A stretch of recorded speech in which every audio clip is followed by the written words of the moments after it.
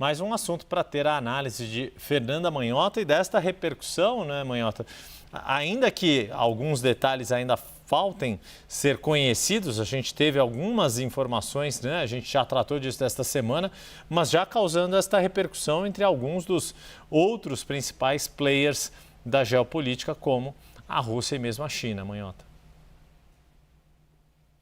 Pois é, Yuri, além das implicações domésticas que a gente comentou ontem, né, envolvendo financiamento, modelo de contrato, o envolvimento do setor privado, agora nós temos um novo capítulo dessa questão, que é o capítulo internacional. Em primeiro lugar, existe um debate bastante importante relacionado à governança do espaço, né? Então, isso deve reacender essa necessidade de diálogo entre os países, assim como existe em relação a outros ambientes internacionais. Isso, sem dúvida, vai necessitar de uma articulação e também reabre um debate sobre acordos e tratados que vinham perdendo a sua importância, inclusive foram abandonados pelos Estados Unidos nos últimos anos, mas que provavelmente vão precisar passar por uma renegociação. Só para citar dois que são interessantes da gente considerar, vou mencionar aqui um tratado que chamava Tratado de Mísseis Antibalísticos dos anos 70, e depois o Tratado de Forças Nucleares de Alcance Intermediário. Eles ambos, né, eram acordos estabelecidos no contexto da Guerra Fria entre os Estados Unidos e a então União Soviética, com o objetivo justamente de evitar uma mobilização destrutiva dessas armas que pudesse levar ao fim, né, mútuo das duas potências.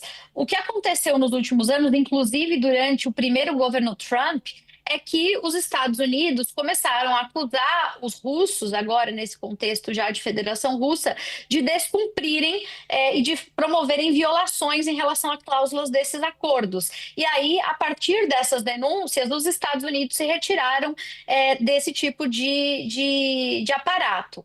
Desde então, nós estamos órfãos, né, de recursos jurídicos que possam regular essas práticas. Certamente, o Domo de Ouro reacende a necessidade de pensar como o direito internacional e os países vão lidar com isso, porque o que está em jogo, tanto no caso da Rússia quanto do lado da China, é, claro, uma eventual corrida armamentista 2.0. Então, os países, do ponto de vista dos seus interesses soberanos, estão o tempo todo mapeando os riscos do sistema internacional, eles estão, por consequência, pensando em mecanismos que sejam pertinentes para a sua sobrevivência e sua segurança de maneira individual, e a tendência é que cada um deles, então, vá buscar os recursos necessários. Só que, se não há nenhum mecanismo de diálogo, de cooperação, de articulação para refrear esse movimento, a tendência é que todo mundo se arme até os dentes e o mundo se torne, de fato, um ambiente cada vez mais inseguro. Em princípio, o Domo de Ouro ele é pensado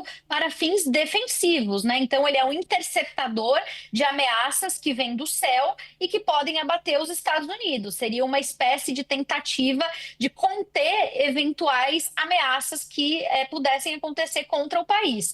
Agora, uma vez que você tem acesso ao espaço sideral, mecanismos de controle por satélite e, eventualmente, uma capacidade de mapeamento dos espaços terrestres a partir desses recursos tecnológicos, é claro que fica difícil garantir que os fins vão ser apenas defensivos, e é por isso que os outros países se preocupam. No final do dia, é aquilo que a gente estava dizendo, a governança internacional, que agora está numa fase enfraquecida, dos países basicamente tomando decisões por conta própria e abandonando os meios de diálogo diplomático, talvez vivam um novo momento a partir da percepção de que, se eles não sentarem para conversar, talvez haja uma perda generalizada de controle. É sobre isso que os países estão falando nesse momento. Acho muito improvável que os Estados Unidos, assim como qualquer outro país soberano, voltem atrás numa decisão que eles entendem que é para sua segurança nacional. Então, não adianta apelo de outros países, isso não vai surtir o efeito, mas talvez essa percepção renovada de ameaça coletiva, possa empurrar esses países para sentar e repactuar aquilo que eles próprios já tiveram no passado, mas que em algum momento foi abandonado, Yuri, Débora.